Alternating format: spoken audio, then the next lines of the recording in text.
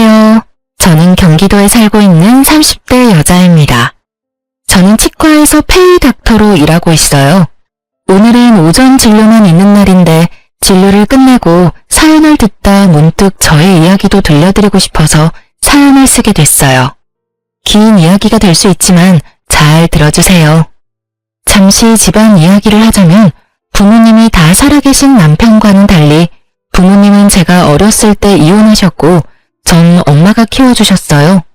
하지만 엄마와 보낸 시간은 길지 않았죠. 제가 중학생이 되던 해에 갑작스러운 심장 발작으로 인해 손 쓸 틈도 없이 돌아가셨거든요. 그때부턴 할머니와 이모가 저를 돌봐주셨고 할머니가 돌아가신 후론 이모가 결혼까지 하지 않으시고 저를 친딸처럼 애지중지 키워주셨어요. 사실상 전 고아였지만 이모의 넘치는 사랑을 받으며 고아라는 서러움 없이 잘 자랄 수 있었어요.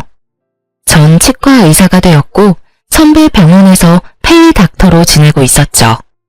그러던 어느 날 친구가 불러 나갔는데 그곳엔 친구의 지인들이 있더라고요. 그 자리에 남편이 있었고 대학 교수님이라고 하더군요. 첫 느낌은 나쁘지 않다 정도였어요. 술 한잔하며 이야기하다 보니 말이 잘 통한다고 느꼈고 남편 역시 그렇게 느꼈는지 자리가 끝날 때쯤 저에게 연락처를 물어보더군요. 저 역시 남편이 괜찮았던지라 연락처를 주었고 그렇게 연락을 주고받던 저희는 연애를 시작하게 되었습니다. 연애가 길어지니 자연스럽게 결혼 이야기가 오갔고 어머님 눈에는 고아인 제가 당신 아들보다 모자라도 한참 모자란다고 생각하셨는지 계속 트집을 잡으시더라고요. 워낙 사소한 것으로 잡힌 트집이라 자세히 기억도 나지 않네요. 아무튼 어머님은 계속 시비 가득한 트집을 잡으셨고 남편이 그럴 때마다 끊임없이 저의 편이 되어주며 저를 보호해 주었어요. 고아인 것이 전염병도 아닌데 생트집을 잡아대는 어머님을 보며 결혼은 망설이지 않았다면 거짓말이겠죠. 전 심각하게 결혼을 망설인 순간도 있었지만 적극적인 남편의 구애로 결국 결혼을 하게 되었어요. 어머님은 여전히 절 탐탁지 않아 하셨어요. 가끔 주말에 시댁에 가는 날이면 오직 남편만을 지켜세우느라 바쁘셨고 전 무시하기 일쑤였죠. 그날도 오랜만에 시댁 방문을 했고 전 갑자기 감기 기운이 올라 다른 때보다 컨디션도 좋지 않고 조금 날이 서 있었어요. 우리 교수님 오셨어? 어디 아픈 데는 없지? 네, 없어요. 전 괜찮은데 이 사람이 감기 기운이 있어서 컨디션이 안 좋아요. 오늘은 식사는 안 하고 그냥 갈게요. 감기? 그러면 쟤는 빼고 오지 그랬어. 아이 정말 안 되겠어. 아들, 넌 오늘 집에서 자고 가고 쟤는 얼른 집에 보내. 혹시라도 우리 아들 감기라도 옮으면 어떡해? 한 번은 그런 일이 있었어요. 결혼하고 얼마 지나지 않아 시댁에 가야 할 일이 있었는데 그때 전 몸이 좋지 않아 참석하지 못하고 남편만 보낸 적이 있었거든요. 병원에서 수액을 맡고 있는데 어머님이 전화와 노발대발을 하더라고요. 배운 것이 없어서 그렇다며 정상적인 어른이라면 해선 안 될 말까지 하시는데 그때 정말 싸울 기운이 없어 듣고만 있었더니 남편이 어머님께 화를 내는 소리와 함께 전화가 끊기더군요. 그 후 상황이야 듣지 않아도 뻔했고 이번엔 이런저런 소리 듣고 싶지 않아 꾸역꾸역 남편과 함께 왔더니 교수 아들 감기 걸릴까봐 방금은 아픈 며느리는 집에 가라니요. 참 기가 막히더라고요.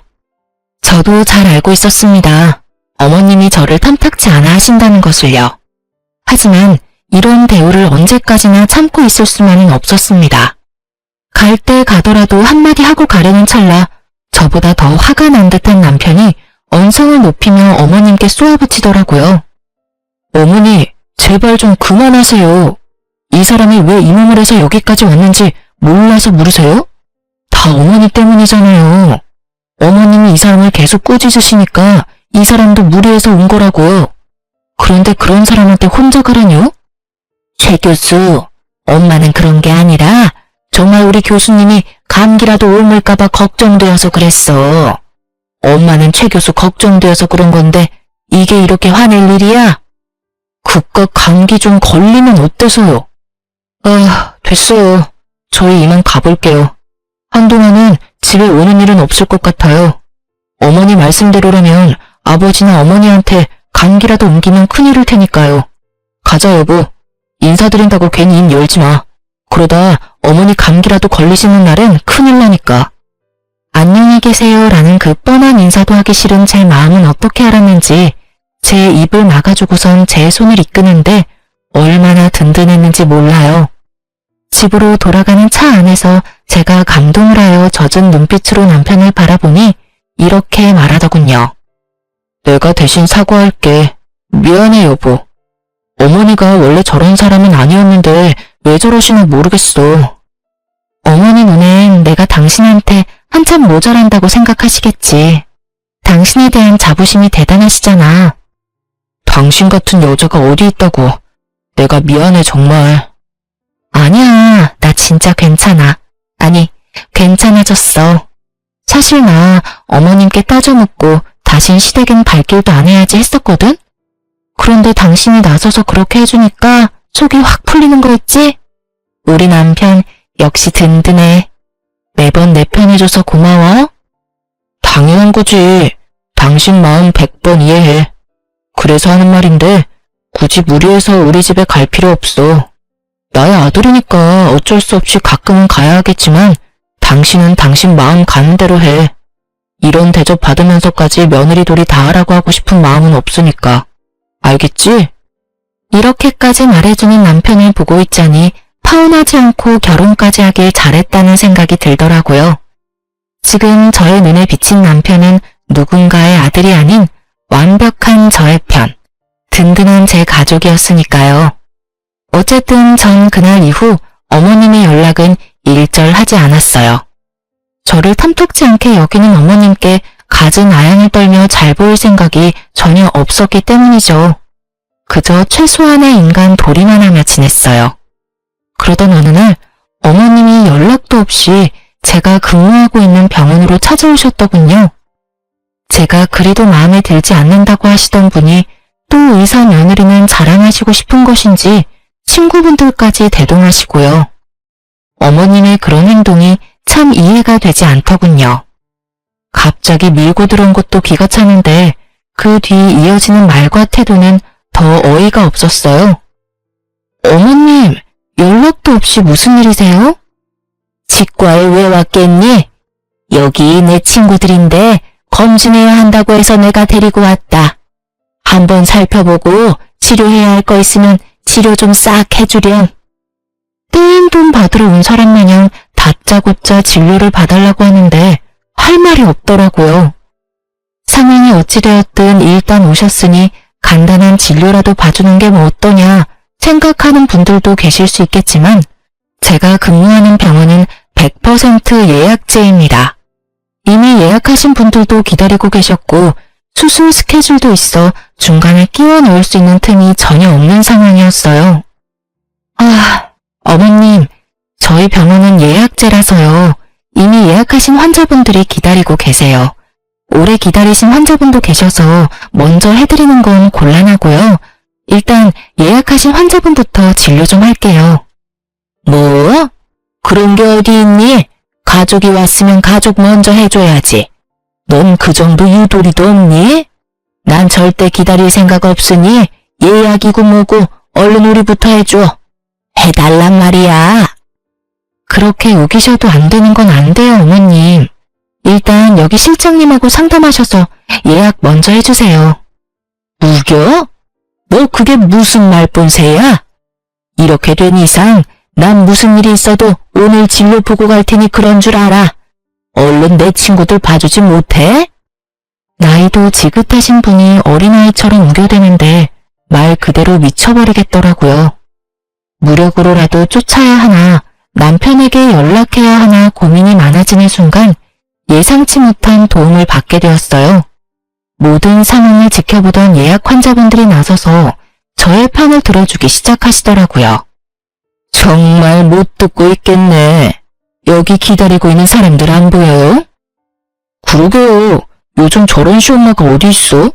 며느리 일하는 병원에 와서 이런 행패가 어디 있어? 난 다 모르겠으니까 순서나 꼭 지켜주세요. 다 아파서 오는 사람들인데 가족이고 나발이고 그런 게 어디 있어요? 그러니까요. 이게 무슨 민폐야? 의사 며느리 업고 다녀도 모자랄 판국에 일하는 직장까지 찾아와서 나 같으면 당장 이혼하지. 저걸 어떻게 참아? 선생님, 그러지 말고 이혼하세요. 내가 좋은 남자 소개해 줄 테니까. 선생님 정도면 남자들 줄 선다고요. 이윽고 이혼이라는 말까지 나오니 시모의 얼굴이 홍당무가 되어버렸더군요. 상황이 이렇게 돌아가자 시모는 아무 말도 하지 못하고 친구분들이 나서 거듭 죄송하다고 하며 시모를 끌고 나가시더라고요. 그 후로도 환자분들이 제 편을 들어주시는데 민망하기도 하고 통쾌하기도 했어요. 그렇지 않아도 바쁜데 시모와의 실랑이로 시간이 더 지체되었던 터라 정신없이 쉬지도 못하고 진료 마치고 집으로 돌아가는 길, 시모한테 연락이 엄청 많이 와 있더라고요. 전화도 전화였지만 문자도 엄청나게 와 있더군요. 물론 내용은 떠올리고 싶지도 않은 내용이었고요. 전 대꾸할 가치도 없는 연락을 가뿐히 무시하곤 무거운 몸을 이끌고 집으로 향했어요. 오늘 참 고단한 하루였다고 생각했는데 저의 고단한 하루는 이제 시작이었더라고요. 현관문 앞에 도끼로 가득한 시모가 절 기다리고 계셨으니까요. 넌 왜 이제 오는 거야? 전화는 왜 안 받아? 아니, 도대체 최 교수한테 뭐라고 했길래 비밀번호를 못 알려준다고 그러는 거니? 네가 뭔데 내가 이런 수모를 겪어야 해? 이게 무슨 망신이냐고. 이렇게 쏟아내던 시모는 제가 가까이 다가가자 다짜고짜 뺨을 날렸죠. 정신이 멍해지고 그 어떤 말도 생각나지 않더군요. 그때 시모 입에서 제 정신을 깨워줄 말들이 쏟아져 나오기 시작했어요. 이런 버르장머리도 없는 년, 네가 감히 내 친구들 앞에서 내 망신을 줘? 그깟 이빨 좀 봐주는 게 뭐가 그리 힘들다고? 이래서 부모 없는 것들은 티가 난다니까. 괜히 내가 널 싫어한 게 아니라고. 네가 그렇게 본데 없이 굴면 하늘에 계신 네 부모만 욕먹는다. 내가 너 이렇게 못 배운 티 낼까봐 널 받아들이기 싫었어. 알겠니? 내 친구들 앞에서 무슨 망신이야? 그간 쌓아왔던 내 위신이 한 방에 무너져 내렸어. 너 어떻게 책임질 거야? 그걸 왜 제가 책임지나요? 애초에 어머님이 무대포를 밀고 들어오셔서 이 사달이 났잖아요. 그리고 여기서 왜 저희 부모님이 들먹이세요? 그럴 자격이 있다고 생각하세요? 이것 봐. 이 순간에도 눈 똑바로 뜨고 말 대꾸하는 꼴이라니. 되먹지도 못한 것이 독하기까지 해. 눈물 한 방울 흘리지 않고 어른 노려보는 것 좀 봐라. 그렇게 노려보면 내가 무서워할 줄 아니? 왜 네 부모를 들먹이냐고? 내가 불쌍해서 그런다. 이런 것도 자식이라고 낳고 기뻐했을 네 부모가 불쌍해서 그래. 이 말 같지도 않은 폭언들을 듣고 있는데 정말 어른만 아니면 욕을 하며 떡이라도 때려버리고 싶더군요. 머리 끝까지 화가 올라 온몸이 부들부들 떨리면서 이성의 끈이 끊기려는 순간 다급히 다가오는 발소리가 들렸고 이내 제 앞을 막아서는 남편의 뒷모습이 보이더라고요. 그리고는 정신을 차렸을 땐 절규 소리와 함께 남편의 손에 끌려가는 시모 모습이 보이더군요. 무슨 잘못을 했을까? 도대체 무슨 잘못을 했길래 뺨까지 맞고 이런 말까지 들어야만 했을까? 이런 생각들만 가득했어요. 도무지 이해되는 것이 단 하나도 없었죠. 전 옷도 갈아입지 못한 채 소파에 멍하니 앉아 있었고 남편이 들어오더군요. 여보, 괜찮아? 어디 봐봐. 여기지? 많이 아팠지? 여보, 나 진짜 이해가 되지 않아. 내가 그렇게 잘못한 거야? 이런 취급을 받을 만큼? 아니야, 절대 아니야. 그런 생각은 하지도 마. 당신 잘못은 조금도 없으니까. 앞으로 우리 집엔 가지도 말고 오는 연락도 받지 마. 아예 차단해버려. 맞은 데는 어때? 아, 진짜 너무 속상하다. 내가 좀 더 일찍 왔어야 했는데 미안해. 남편이 걱정스러운 말을 듣고 있는데 그제야 눈물이 나더라고요. 한 번 터진 울음은 멈추지 않았고 남편의 품에서 한참을 울다 잠이 들었어요. 그날 이후 시댁에선 아무런 연락이 오지 않더군요. 남편의 말론 결국 모든 일들을 아버님께 말씀드렸다며 화가 많이 나신 아버님이 시모를 크게 혼내셨다고 하더라고요. 시모가 잠잠해지니 제 삶이 다시 평화로워지더군요. 평화롭다 못해 조용하기까지 했어요. 조용하면 사고 친다더니 그 말은 애들한테는 해당하는 이야기가 아니더군요. 전혀 예상치 못한 장르가 제 인생에 끼어들고 있었으니까요. 그날도 다른 날과 똑같은 날이었어요. 오전 진료만 있는 날이라 다른 날보다 이른 시간에 집에서 나섰고, 그런 저에게 샌드위치까지 만들어 챙겨주는 다정한 남편. 모든 것이 완벽했어요. 진료가 시작되었고 그 환자분이 제 앞에 나타나기 전까지는요. 신규 환자로 병원을 찾은 그분은 어머님과 함께 오셨던 친구분들 중 한 분이었고 저에게 멋쩍은 듯 인사를 건네더군요. 잘 지냈어요?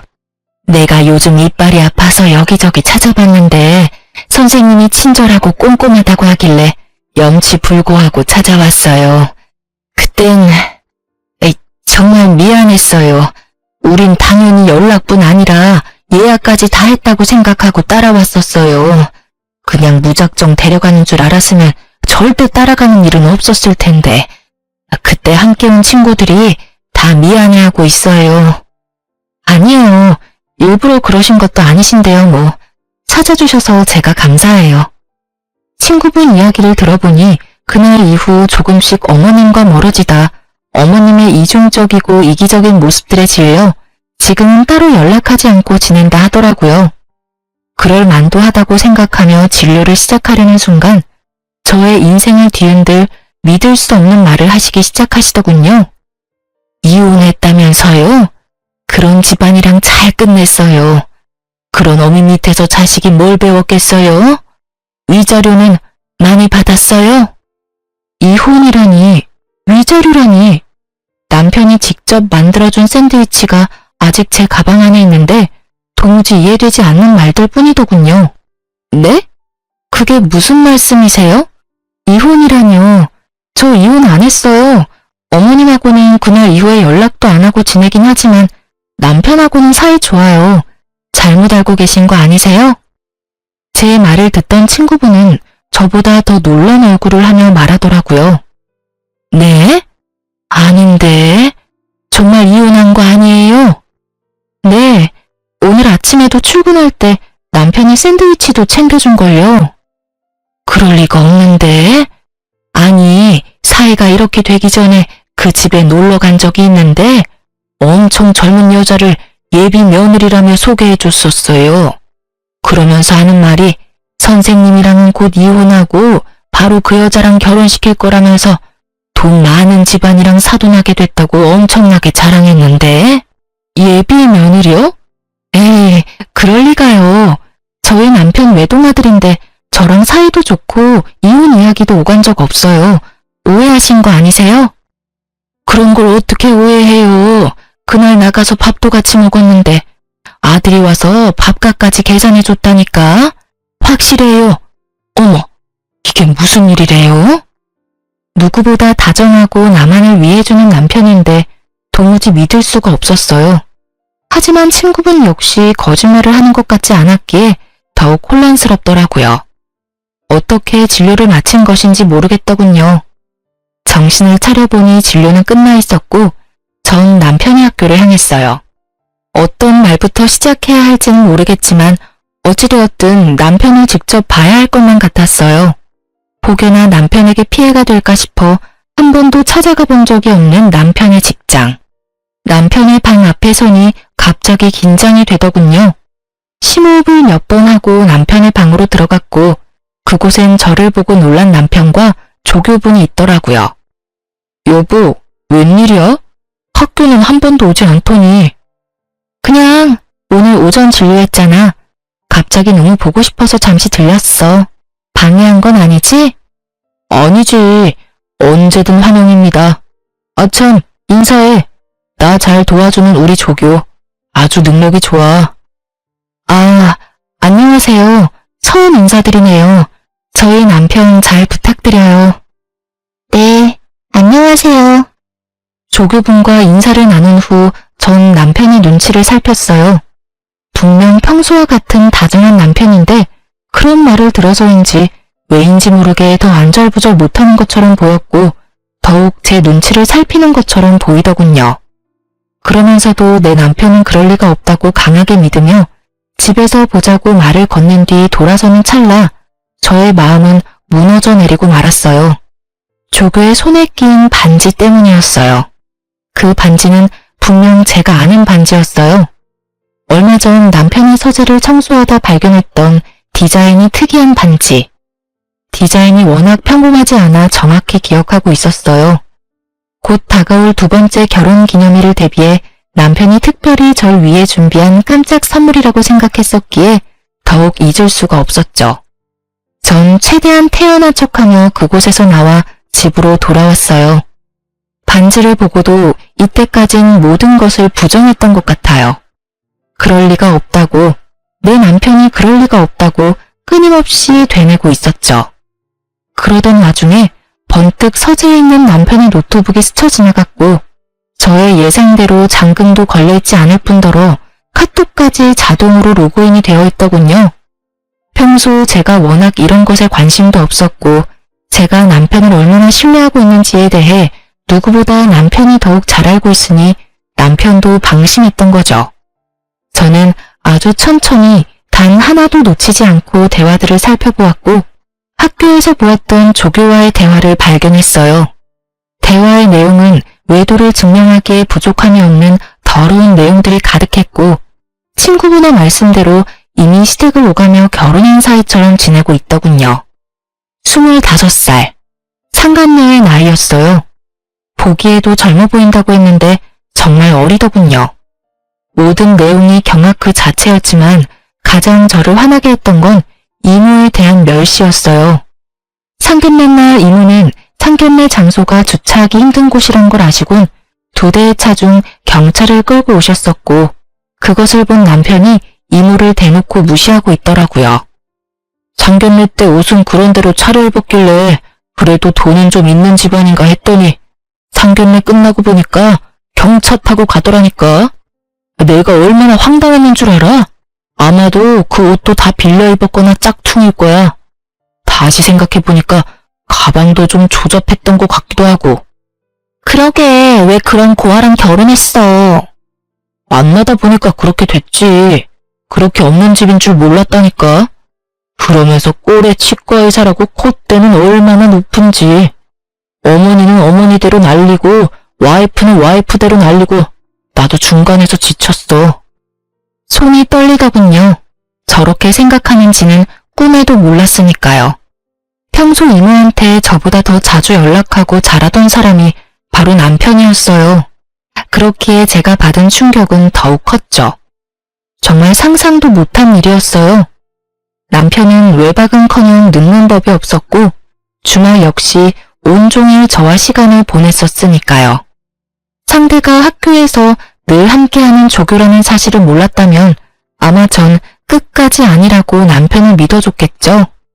전 떨리는 손을 겨우 진정시키고선 대화 목록들을 다 살펴보았고 경악스러운 것은 여기서 끝이 아니더군요. 어머님과 나눈 대화도 남아있었는데 그곳엔 저에게 앞으로 절대 연락도 하지 말고 오늘 한 이야기는 절대 아버님에겐 티내지 말고 기다리라고 하더군요. 만나는 여자애는 조만간 보여주겠다고요. 날짜를 보니 어머님이 제 뺨을 날린 날이었는데 내용을 보아하니 그날 집으로 모셔다 드리며 외도 사실을 알린 것 같더군요. 충격에 빠진 제 머리와는 달리 손은 부지런히 대화 내용을 저장하고 있었고 전 증거를 더 모으며 때를 기다리기로 했어요. 그러면서 이모에게 모든 사실을 알렸죠. 이모, 내 남편 아니 이 빌어먹을 놈이 바람 피우고 있어. 그것도 25살 조교랑. 자세한 이야기는 만나서 이야기해 줄 테니까 우선 내가 뭘 해야 하는지부터 말해줘. 뭐? 그게 사실이야? 이 새끼를 진짜. 너 모은 증거 이모한테 다 보내고 사소한 거라도 다 모아놔. 내가 그놈 가만두지 않을 테니까. 이모는 이모대로, 전 저대로 이혼을 준비하기 시작했어요. 전 아무렇지 않은 척 남편을 대했지만 생각보다 그건 참 힘든 일이더라고요. 특히 한 침대를 쓰는 것만큼은 도저히 할 수가 없어 가짜 기침을 해대며 감기를 핑계로 각방을 쓰자고 했어요. 여보, 나 아무래도 간호사한테 감기가 옮았나 봐. 컨디션도 심상치 않은 게 독감으로 이어질 것 같은데 한동안은 우리 각방 쓰자. 혹시나 당신까지 아프면 큰일 나. 아무리 그래도 각방은 좀 그렇지 않을까? 가족이라곤 우리 둘뿐인데 둘 중 한 사람이라도 멀쩡해야 병간호를 하지. 그렇긴 하지. 알겠어. 그럼 내가 서재 가서 잘 테니까 당신이 방에서 편하게 자. 저의 권유에 남편이 흔쾌히 알겠다고 하며 서재로 가더군요. 그렇게 전 혼자 방을 쓰며 이것저것 이혼을 준비했어요. 일단 병원을 쉬기로 했어요. 남편의 외도 사실을 알고 난 후 이런 어지러운 마음으로 환자를 볼 자신이 없어 선배이자 원장님께 상황을 잘 설명하고 한 달 동안 이혼 준비에 힘쓰기로 했어요. 외도로 인해 이혼을 준비하는 사연들을 들어보면 흥신소를 많이들 활용하시던데 전 그럴 필요도 없었어요. 상간녀가 친절하게 SNS에 다 올려주었으니까요. 올린 사진들을 훑어보니 남편과의 외도를 자랑하고 싶어 안달이 나 있더군요. 그래도 남의 시선이 신경 쓰이긴 했는지 남편의 얼굴만은 교묘히 가리긴 했지만 아는 사람이 보면 충분히 남편임을 알 수 있겠더라고요. 거기에다 예비 시댁, 예비 시어머니라며 어머님 얼굴 사진도 있더군요. 1년 가까이 된 것 같았어요. 남편과 만나기 시작한 기간이요. 집도 친구분에게 들은 것처럼 잘 사는 듯 했고요. 이 모든 것을 SNS 통해 다 알게 되었으니 굳이 흥신소를 거칠 필요가 없었겠죠? 어려서 그런지 거의 실시간급으로 사진들이 올라오는데 상간녀에게 고마운 마음마저 들더군요. 전 때를 기다리며 SNS를 계속해서 주시했고 올라오는 게시물을 통해 복수의 날이 정해졌죠. 그런 와중에도 남편은 변함없이 저에게 잘해주었는데 그런 모습이 더욱 소름이 끼치더군요. 정확히 일주일 뒤 결전의 날이 왔고 이모와 저는 그 인간들이 모인 장소를 향했어요. 그곳은 다름 아닌 남편과 상간녀의 상견례 장소였는데 여전히 친절한 상간녀가 자신의 SNS 계정에 고급 한정식 식당의 사진과 함께 상견례 정확한 날짜와 시간까지 언급해 너무나 쉽게 알 수 있었죠. 거의 결혼식 못지않게 자랑질을 해대는데 이 정도면 병 아닌가 싶더라고요. 저와 이모가 문을 열고 들어가자 남편은 크게 당황한 표정이 역력하더군요. 그건 어머님과 상간녀도 마찬가지였고 단 한 사람, 아버님만이 이게 무슨 일이냐는 표정으로 말씀하시더라고요. 이게 무슨 상황인 거야? 이혼한 네가 여기 무슨 일이야? 보아하니 아버님은 제가 이미 남편과 이혼을 했다고 알고 계신 것 같더라고요. 그래서 친히 모든 상황을 알려드렸죠. 아버님, 저 이혼 안 했어요. 아니, 얼마 전까진 제가 이혼할 거란 생각도 못했는걸요. 저도 얼마나 놀랐는지 몰라요. 당사자도 모르는 이혼이 진행되고 있었다니까요. 사실 아버님의 잘난 교수 아드님이 저 몰래 바람까지 피우고 있더라고요. 거기에다 저랑 결혼한 지 2년밖에 안 됐는데 저 여자랑 바람 피운 건 1년이나 됐더라고요. 제가 저딴 놈을 믿고 결혼하느니 잘했다고 생각하고 살았으니 제 발등 제가 찍었죠 뭐. 이것까지도 충분히 기가 차는데 이혼도 안 한 남편이 다른 여자랑 이런 상견례 자리까지 만들었으니 제가 안 찾아오고는 못 베기겠더라고요. 그래서 이 모든 상황을 뒤집어 엎으려고 오게 됐어요. 제가 딱 이렇게 말하니 시모가 자리에서 벌떡 일어나 노발대발하시며 상황을 무마시켜보려 노력하더군요. 너 그 입 다물지 못해? 여기가 어딘 줄 알고 찾아와서는 헛소리야. 여보, 저 물건 말 믿지 말아요. 아니, 듣지도 말라고요. 사돈, 들을 필요도 없는 말입니다. 저 물건 부모님도 일찍 돌아가셔서 배운 것 없이 자란 물건이라 결혼 생활할 때도 거짓말을 입에 달고 살던 애였다고요. 시모의 이런 노력도 소용이 없었어요. 다들 시모보단 제 입에 집중하고 있었으니까요. 전 시모의 말을 모조리 무시한 채 말을 이어나갔어요. 보시다시피 어머님은 이미 다 알고 계셨어요. 그뿐인가요? 저 불륜녀가 새 며느리 되는 걸 쌍수 들고 반기셨다고요. 아버님 몰래 어머님이 저 상간녀를 집에 불러서 곧 결혼할 예비 며느리라며 친구들한테 소개도 다 마친 상황이었어요. 이혼도 안 했는데 저는 이미 이혼일 만드셨던데요. 일단 상견례부터 잘 마무리하고 나서 무슨 수를 써서라도 이혼하면 될 거라고 생각한 것 같은데 아버님 참 대단하지 않나요? 그런 말도 안 되는 계획으로 이런 대범한 짓을 벌인 거 말이에요. 제 말을 집중해서 들어주시던 아버님은 제 말이 끝나자마자 화를 내시기 시작했고 이내 상견례장을 박차고 나가버리시더군요. 이 말이 전부 사실이야? 아니에요 여보. 제 말 좀 들어봐요. 아버지, 다 오해세요. 제발 진정 좀 하세요. 이런 인간 같지도 않은 놈이 감히 이딴 짓을 해? 이게 무슨 집안 망신이야? 두 사람 다 나한테 할 말이 많은 것 같은데 그 말들은 집에서 이야기하도록 하지. 여긴 두 사람이 저지른 일이니 두 사람이 알아서 해결하고 와. 그렇게 아버님이 떠나시고 남은 사람은 상간녀와 상간녀의 가족들 그리고 저와 이모의 시선을 한 몸에 받고 있는 시모와 남편놈 뿐이었죠. 그렇게 저와 이모는 매서운 눈빛을 두 사람에게서 거두지 않았고 상견례 장소엔 정적만이 흐르고 있었어요. 그 순간 상간녀의 아빠가 다가와 이모에게 고개를 숙이며 인사를 건넸어요. 안녕하세요 선배님. 오랜만입니다. 그래 김 검사. 잘 지냈어? 잘 지냈냐고 하기엔 상황이 좀 그렇긴 하네. 그러게요. 이런 상황에 선배님을 만나게 될지는 상상도 못했는데 제가 참 면목이 없습니다. 네, 사실 남편이 그렇게 무시하던 이모는 과거 검사였어요. 엄마가 돌아가시고 저를 맡아 키워주시던 할머니마저 돌아가시고 난 후 이모는 절 도맡아서 키워주셨고 제가 고등학교에 입학하던 해에 본격적인 공부 뒷바라지를 해주겠다며 일을 그만두셨던 거였어요. 그 후 변호사 사무실을 차리셨고 최소한의 의뢰만을 받으며 저에게 온 신경을 쏟아주셨었죠.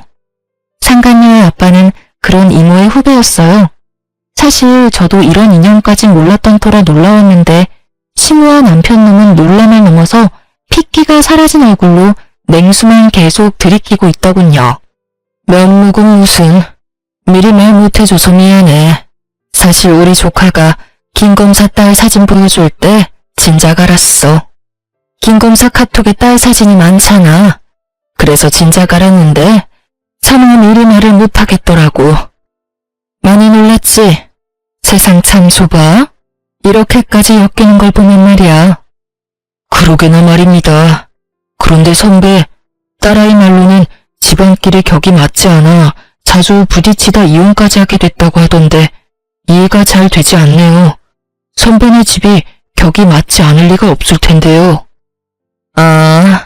그게 나 한동안 백수로 지내고 있을 때 우리 조카가 결혼했었거든. 조카 시집도 간다고 하고 이제 의뢰나 왕창 받아볼까 해서 사무실 이전 준비하면서 놀고 있을 때라 내 직업이 뭔지 몰랐을 거야. 거기에다가 상견례 자리에 경찰을 끌고 갔더니 그 모습을 보고 가진 것 없는 집안이라고 생각했겠지. 아무리 그렇다고 한들 바람 피우는 것도 어이가 없는데 뭐? 우리 조카가 이혼을 해? 내가 지금 어떤 마음으로 저 인간을 살려두고 있는지 김 검사는 상상도 안 될걸? 충분히 상상되는걸요. 저도 지금 생각 같아선 어디 하나 분지르고 싶은 걸 겨우 참고 있으니까요. 이모의 말대로 이모는 사무실 이전을 위해 잠시 쉬고 있었고 빈 사무실만 본 남편은 이모가 작은 사업을 하다가 그마저도 망했다고 저에게 한마디 물어보지도 않고 혼자 지레짐작했던 것이었죠. 거기에다 상견례 자리에 경찰까지 끌고 갔으니 그 짐작에 확신했던 것이었어요. 살벌한 두 사람의 대화는 계속되고 있었고 대화를 가만히 듣고 있던 상간녀의 엄마가 벌떡 일어서더군요. 풍기는 포스가 성격이 보통 아니겠다고 생각했는데 역시나 상간녀의 엄마는 상간녀의 머리채를 휘어잡더니 내가 널 이렇게 키웠냐고 소리를 지르며 질질 끌고 가더라고요. 그 뒤를 나머지 가족들도 뒤따르며 남편을 죽일 듯이 바라보더군요. 특히 상간녀의 두 오빠의 눈빛이 아주 예사롭지 않았어요. 저를 배신해가면서까지 그렇게 사랑한다던 여자가 끌려가는데도 남편은 찍소리 못하고 벌벌 떨고만 있더군요. 그저 사색이 된 얼굴로 저와 이모의 눈치를 살필 뿐이었어요. 참 한심하더라고요. 적어도 자기가 진심으로 사랑한다던 여자쯤은 지켜낼 줄 알았더니 그런 의지조차 없어 보였으니까요. 시모꼴도 한심하긴 매 한 가지였어요. 텅 빈 눈동자로 망연자실이라도 한 듯 바닥에 주저앉아 혼이 나가 있었으니까요. 상간녀를 비롯해 상간녀의 가족들이 모두 사라지고 나서야 정신을 차린 남편놈이 갑자기 무릎을 꿇고 빌기 시작하더라고요. 여보, 내가 정말 잘못했어. 내가 당신을 얼마나 사랑하는지는 누구보다 당신이 더 잘 알잖아. 그래, 사랑했지. 아니, 사랑한다고 알고 있었지. 한때는 당신이 내 편이라고, 내 가족이라고 믿어 의심치 않았었지. 왜 그런 식으로 말을 해? 왜 과거형으로 말하냐고. 난 지금도 그래. 난 여전히 당신 편이고 당신 가족이야. 정말이야. 나 믿지? 지금 이 상황 다 설명할 수 있어. 그러니까 날 믿고 일단 집에 같이 가자. 내가 집에 가서 다 설명할게. 응? 굳이 설명할 필요 없어. 당신이 어떤 생각을 가지고 있는지는 이미 당신이랑 그 여자랑 나눈 대화에서 다 봤으니까. 그걸 어떻게... 설마 내 카톡 다 본 거야? 이제야 그걸 알았어? 생각보다 당신 머리가 좋진 않구나. 당신을 단 한 번도 의심하지 않은 나도 나지만 당신도 어떤 면에선 참 대범하다니까. 바람 피우는 사람이 어떻게 그 빼도 박도 못하는 증거를 집에 버젓이 둘 수가 있어? 뭐, 그 덕분에 난 쉽게 여기까지 올 수 있게 됐지만 어찌되었든 당신 진심 따위 잘 알았고 당신은 내 편, 내 가족 다 해. 난 이제 당신 가족 같은 거 하지 않을 생각이니까. 우리 이혼하자. 여기 이혼 서류. 도장 예쁘게 찍어서 법원에서 봐. 그렇게 전 이혼 서류를 건네고 이모와 그 자리를 벗어났고 이모가 타고 온 외제차에 올라타 버렸어요. 사실 이모가 소유하고 있는 외제차는 길 가면 누구나 쳐다볼 법한 2억이 넘는 고급 외제차였어요. 하지만 운전하기가 불편하기도 하고 주변 사람들이 쳐다보는 게 신경 쓰인다는 이유로 매일 2천만 원짜리 경차를 타고 다니셨어요. 값이 10배나 차이 나는 외제차를 이모가 턱하니 여는 모습에 남편놈 눈알이 튀어나오려고 하더군요. 어찌나 볼만하던지.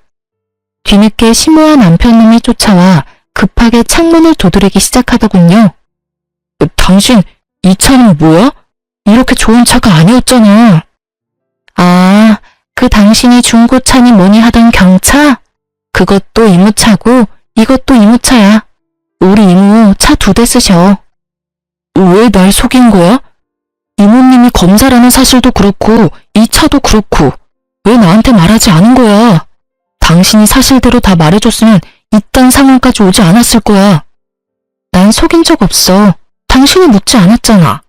당신이 혼자 온갖 상상으로 우리 이모 거지 만들기 전에 단 한 번이라도 나한테 물어봤으면 난 다 말해줬을 거야. 내가 묻지 않는다고 아무 말도 하지 않는 게 말이 돼? 처음부터 날 속이려는 거였잖아. 묻지도 않는데 내가 왜 구구절절 설명해야 해, 굳이. 그렇게 억울해하지 마. 누가 보면 내가 당신 속이고 바람이라도 피운 줄 알겠어. 그리고 이왕 안 김에 한 가지 더 말해주자면 우리 이모 앞으로 받은 유산도 꽤 많아. 왜, 그 있지? 졸부. 우리 이모가 능력도 좋은데 졸부야, 졸부. 그러면 이만 가볼게. 법원에서 보자. 이모의 후배이자 상간녀의 아빠가 딸을 통해 전해 들은 가짜 이혼 사유에 대해 믿지 못하는 이유는 따로 있었죠.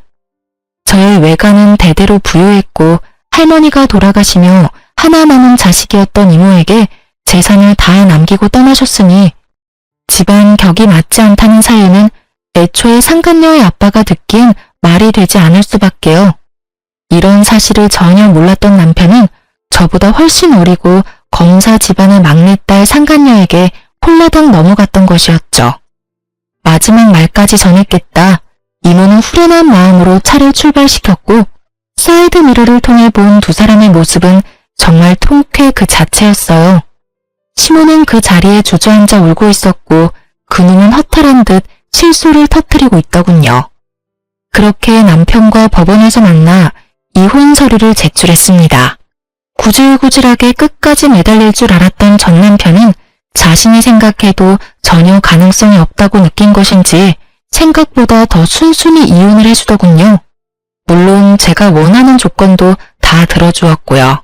원하는 조건이라고 해봤자 빠른 이혼과 위자료뿐이긴 했지만요. 그리고 가장 큰 고민이었던 상간녀 소송은 진행하게 되었어요. 사실 이모 지인의 딸이라 어떻게 해야 할까 고민을 했는데 상간녀의 엄마에게 연락이 오더라고요. 다름이 아니라 상간녀 소송 고민하고 있다는 말을 애 아빠한테 전해들어서요. 네, 아무래도 이모랑 아신다고 하니 제가 소송까지 하기가 좀 그래서요. 굳이 제가 소송까지 하지 않아도 충분히 부모님께서 벌을 주실 것 같기도 했고요.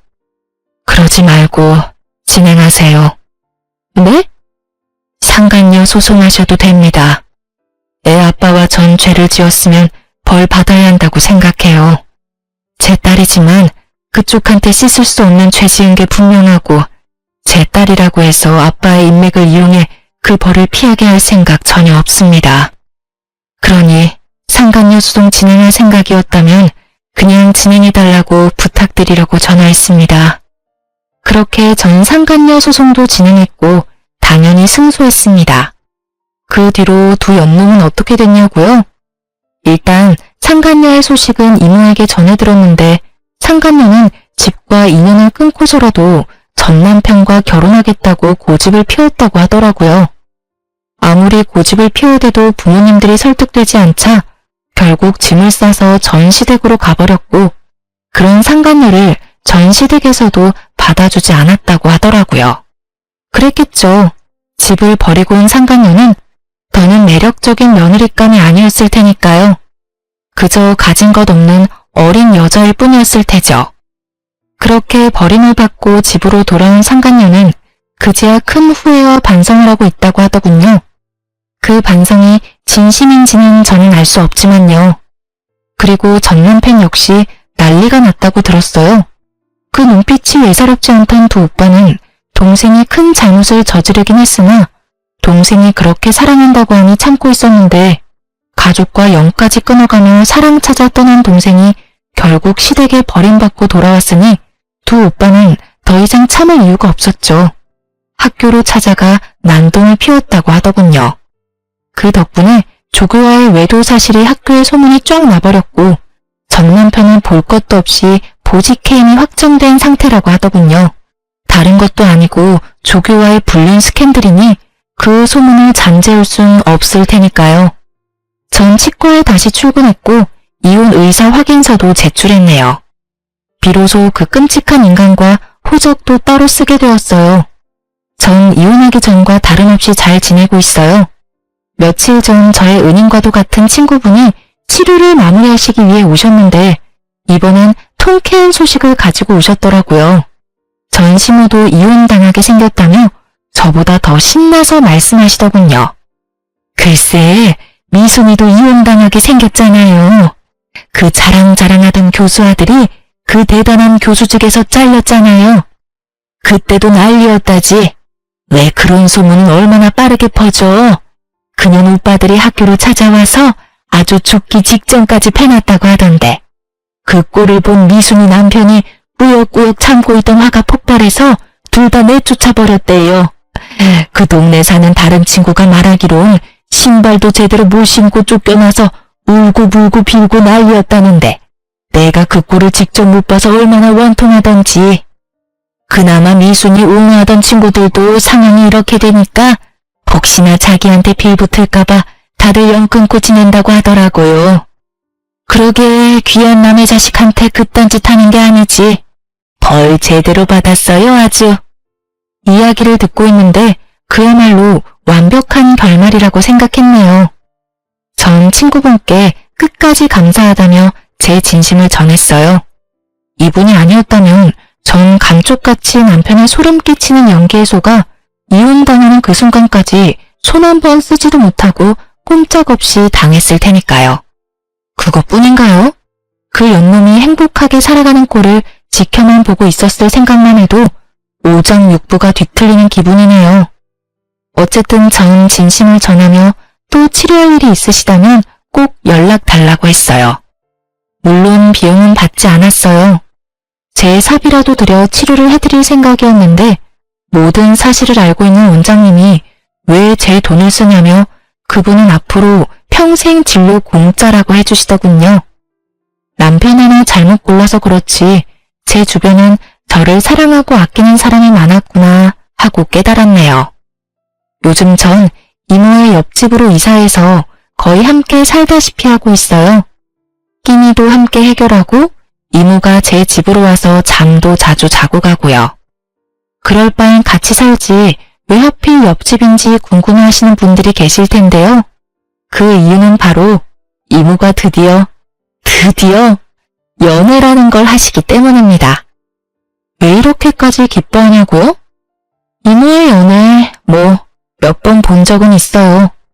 저를 키워주신 세월이 얼만데 그간 연애를 한 번도 하지 않았다고 하면 거짓말이죠.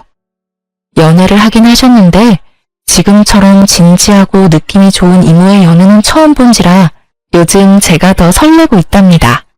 기대하는 바가 아주 커요. 2024년 올해의 저의 계획이자 바람은 이모 뒷바라지를 부지런히 해 시집 보내는 것이에요. 이때껏 이모가 저에게 아낌없이 모든 사랑을 베풀어 주셨듯이 저 역시 이모의 뒷바라지를 하며 아낌없이 효도하려고요. 물론 제 인생도 중요하니 열심히 즐기며 살 겁니다. 이렇게 연애 기간보다도 결혼 생활이 더 짧았던 제 이야기도 끝이 났습니다. 어떠셨을지 모르겠네요. 어쨌든 저의 긴 사연 함께 해주셔서 감사합니다. 저는 물러가 볼게요. 오늘도 좋은 하루 되세요.